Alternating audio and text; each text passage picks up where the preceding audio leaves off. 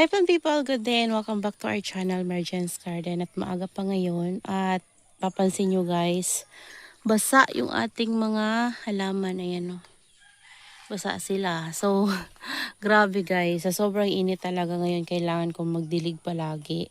So, buhos pa rin yung ginawa ko sa kanila kasi karamihan sa kanila ay kulubot. So, kung last time napanood nyo yung vlog ko, nagdilig din ako. So, parang ano lang yung pagitan nun. One day lang guys. 'Di ba? Kunyari, kahapon nagdilig ako. Pinalipas ko lang ng isang araw at pangalawang araw nagdilig ako ulit. Ito na yun guys. Ayan, grabe talaga guys yung katuyuan nila. So, lahat sila dinilig ko, lahat sila binuhusan ko, pati yung nandun sa labas. Ayan, kasi sobra talaga guys, tuyo. Kung papabayaan ko talaga guys, mamamatay talaga itong ating mga succulent. So, habang umiikot-ikot ako kanina, nagdilig ako. Yan, paunti-unti hinahakutan ko ng tubig. So, ayan. Nadiligan ko na sila lahat, pati yung ating mga orchids sa likod. Nadiligan ko na. Tapos kahapon, hapon na. Umikot ako dito at nag-check. At ito yung napansin ko guys, kaya tinago ko to dito. Yung ating variegated na Black Prince na sa sunburn. Tapos ito, sunburn. Kaya ginawa ko guys, tinago ko. Ito yung Red Prince natin. Pero yung mga kasamahan niya guys ay hindi na sunburn. Siya lang talaga. Tapos yung isa, yan, mahirap talaga kapag variegated guys na ano talaga, nasa sunburn. Tapos yung isa, yung rare ko na na ganito. Ano ba yung tawag doon? Fire, parang basta may fire. Alam nyo guys, na sunburn din. Nandito ko na siya guys nilagay. Ang liit-liit na nga niya. Lalo pa siyang lumiit. Ayan oh. Ginawa ko, nilipat ko siya dito sa malilim na area. Ayan. Tapos yung pinapa-roots ko na, pinapabibi ko na na leaves niya. Roots lang yung lumalabas. Mahal pa naman yan guys. Tapos, masa-sunburn lang. Grabe guys yung init dito. Ayan. Sira na nga guys yung ating UV plastic. Tingnan nyo oh. Oh. Yan, kahapon lang yan. Ewan ko kung anong nangyari. Nakita ko siya nakaganyan, nakalundo na. So, yung dito naman natin ng mga succulents, ayan. Itong mga succulents natin na to ay okay naman sila guys. Wala naman ditong nasa sunburn. Ayan, tingnan nyo to. Lumalaki na yung baby niya. Oh, diba? Ayan. Ayusin lang natin. So, okay naman itong ating mga succulents na to. At napakaganda na ng ating variegated lovely rose. Yan. Tapos ito guys, ito yung nasa dulo. Tingnan nyo. Nilipat ko dito kasi sobrang na dun sa gilid. Hindi ko siya napapansin. So, nilipat ko dito para madidiligan ko siya. Ayan. So, lahat ng heart pot natin, nilagay ko na dito. Yan, ito yung isa pa guys, oh. Tapos pinorward ko dito. Tapos yung ito, inayos ko.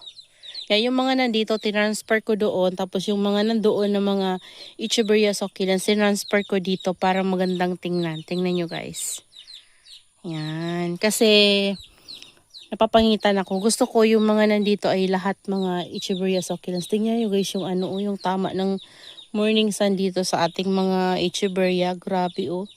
Alam nyo, ganitong oras, parang mga pa lang to, mag 7 pa lang. Pero, grabe na, masakit na talaga guys yung init. Kaya nasa sunburn yung ating mga succulents. Ayan. Nilipat ko dito si Macaron.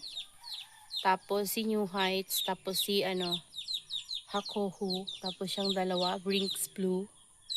Tapos ito, transfer ko dito. Tapos ito, nilipat ko dito. Kasi ito yung mga nandoon sa labas na nakapatong. Pinasok ko dito guys. Dito sa baba last time. Kasi nasa sunburn na talaga sila. So ginawa ko, transfer ko dito. Kasi dito medyo malilim. Dahil may dito, kalamansi. Tsaka puno ng baga sa tabi nila. So yung mga nandito natin, hindi sila nasa sunburn. Ayan o. Tingnan nyo. Ayan. Okay sila dito guys. Oh. Ito yung mga nandito natin. Mga trailing succulents. Ayan. Tapos ito, mahaba na. Charan. Ayan sila. So, lahat sila guys ay dinilig ko. Oh. So, yan guys yung ginawa ko kahapon. At ito, ang ganda nila lalo na ngayon na naanuhan sila guys. So nadiligan, no? Tingnan nyo, oh. Sobrang kulay, di ba? Ang ganda. Ang ganda ng ano, ang ganda ng color nila. Grabe.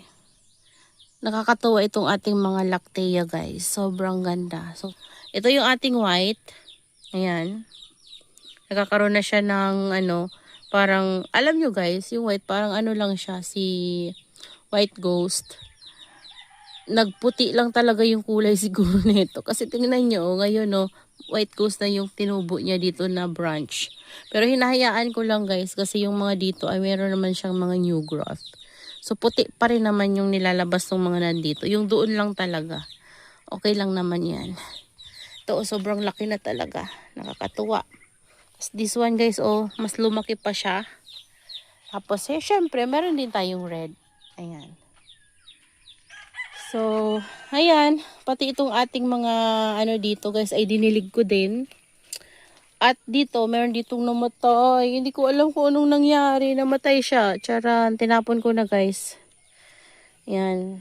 Malaki na sana guys. Ganito nakalaki, oh. Tapos namatay. Okay lang yan. Marami pa tayong ano, mga nakatanim sa ibang pot. Hindi ko nga sila guys diniligo. Ito lang yung dinilig ko. Sila hindi kasi nakita ko may namatay. Pero dry na dry naman yung soil nila oh. Ayan. Hayaan na natin. Ayan sila. Sobrang laki ng ano natin oh. Super bomb. Ayan. Tingnan nyo guys yung mga orchids ko sa likod. Alam nyo guys, gustong-gusto ko na talaga maayos yung ano, orchid section natin. Kaso sobrang tigas talaga ng lupa. Hindi talaga guys kaya na, ano, bungkalin yung lupa para mapatag siya. Hindi kaya guys. Tingnan nyo. Makalat tuloy. Ayan, pero meron nang nagpa-flower dyan guys. So, napakita ko naman sa inyo last time kung ano yung bago dyan. So, ganun pa rin. Wala namang ngayon bago.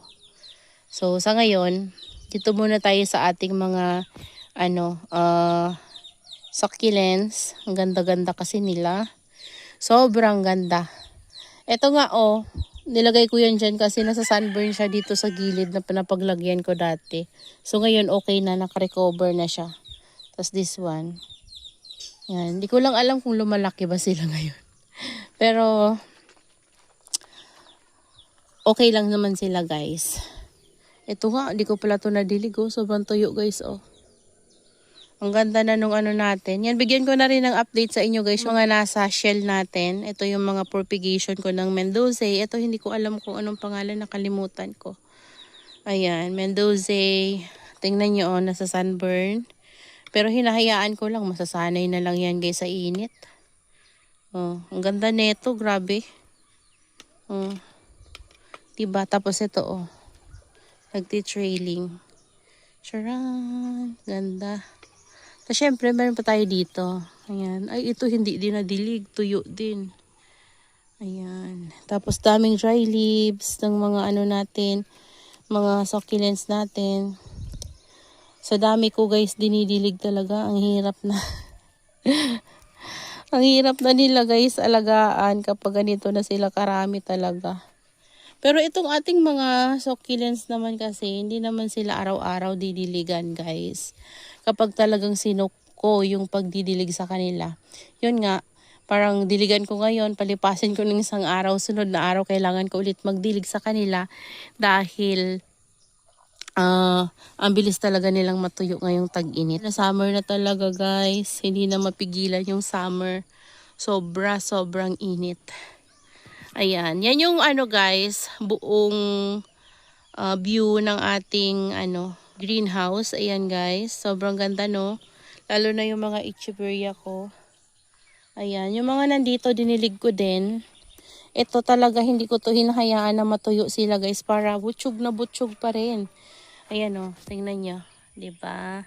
Tsaka para mas mabilis kumapal guys. Kasi pinagpugut-pugutan ko lalo na yung mga Mendoza. So gusto ko mas mas maging lush. So kailangan talaga didiligan. Tapos yung mga ano ko nga napabayaan ko na yung mga Echeveria Laura ko guys. So lumiliit sila, 'di ba dati ang lalaki niyan. So medyo lumiliit sila ngayon dahil sobrang daming dry leaves talaga guys, dahil nga medyo naniniglect ko itong mga nandito sa pagdilig. Hindi ko sila mabuhos-buhusan ng maayos. Yan, lalo na to, medyo hirap ako. Tapos yung mga graft ko guys ay nilipat ko na dito na area kasi nasusunog sila. Ayan. So, yung iba na, sunburn na, namatay na. So, yung mga pink ko na, yung mga nandito, namatay yung mga nandyan. Tingnan nyo, oh. Charan, oh. Kahit na yung mga puno, guys, nasa sunburn. Tingnan nyo, tapos, kulang na talaga sa, sa tubig, guys. Tingnan nyo. Diba? Yan, i-transfer ko na din to dito. Oh. Yan, pinagsisiksik ko na sila dito guys. Kasi sobrang init. Nasa sunburn na talaga.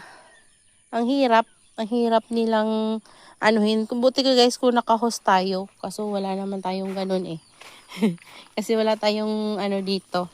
Source ng tubig na talagang nagpo-flowing. So, kailangan talagang mag-igib. So, yan guys, yung itsura ng natin, mga nandito. Ayan. Okay naman sila, maganda pa rin naman sila guys. At marami tayong mga nandito, mga propagations. Kagaya nito, mga propagations yan. Ito yung mga nandyan, mga propagations, mga cuttings propagations. Yung iba naman ay hindi, pero ayan. Karamihan dito ay mga propagations na lang. Ang dami nila, grabe. So yung iba, mga tira-tira na lang yan guys, ng mga nandito natin sa rain or shine dati. Kasi itong area na to ay rain or shine to dati guys, nandito pa sila sa lupa. So, inayos ko lang nung umuwi ako, nagpalagay ako ng patungan para kapag tag-ulan na guys ay hindi sila malulunod. Yan, kasi nababasa sila tapos yung sa ilalim pa nila binabaha. So, mamamatay talaga sila kapag ganun. So, ngayon, kung umulan guys, mababasa sila kasi sira na yung UV plastic. Charan! Oh, manipis kasi itong UV plastic na to. Ang bilis niya mapunit, lalo na kapag hinampas talaga guys ng ng malakas na hangin. Pero, hayaan na natin. Sana hindi masunburn itong ilipat ko na lang to guys, si Mendoza. Baka masunburn na to. Kasi wala na siyang protection. Ilipat ko na lang siya sa katabi ni Burrito. Ayun nga, nilagay ko na doon guys. Pero, ganoon pa rin no. Pero kahit paano may net naman. So, tingnan natin. Ita-transfer ko na lang itong Mendoza doon. Ayan. So, yun lang guys. That's all for today's video. Yan, I hope you enjoy watching and see you on my next vlog. Happy gardening everyone. Bye.